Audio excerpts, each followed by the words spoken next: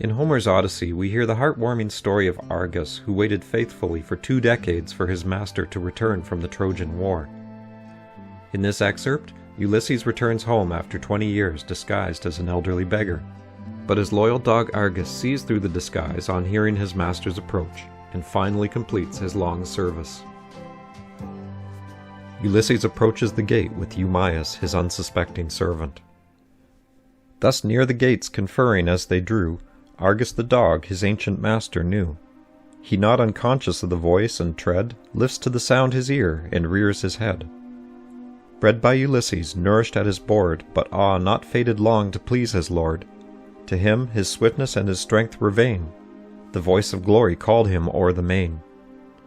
Till then in every sylvan chase renowned, with Argos rung the woods around.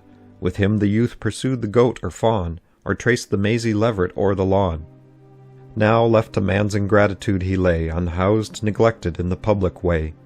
And where on heaps the rich manure was spread, obscene with reptiles took his sordid bed.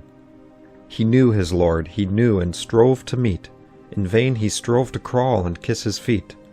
Yet all he could, his tail, his tears, his eyes, salute his master, and confess his joys. Soft pity touched the mighty master's soul, adown his cheek a tear unbidden stole. Stole unperceived, he turned his head and dried the drop humane, then thus impassioned cried, "What noble beast in this abandoned state lies here all helpless at Ulysses' gate? His bulk and beauty speak no vulgar praise. If, as he seems, he was in better days, some care his age deserves, or was he prized for worthless beauty, therefore now despised? Such dogs and men there are, mere things of state, and always cherished by their friends the great." "Not Argos so," Eumaeus thus rejoined, "but served a master of a nobler kind, who never, never shall behold him more, long, long since perished on a distant shore. Oh, had you seen him, vigorous, bold, and young, swift as a stag, and as a lion strong! Him no fell savage on the plain withstood, none scaped him bosomed in the gloomy wood. His eye how piercing, and his scent how true, to wind the vapor on the tainted dew. Such, when Ulysses left his natal coast, now years unnerve him, and his lord is lost. The women keep the generous creature here, a sleek and idle race is all their care. The master gone, the servants what restrains? Or dwells humanity where riot reigns?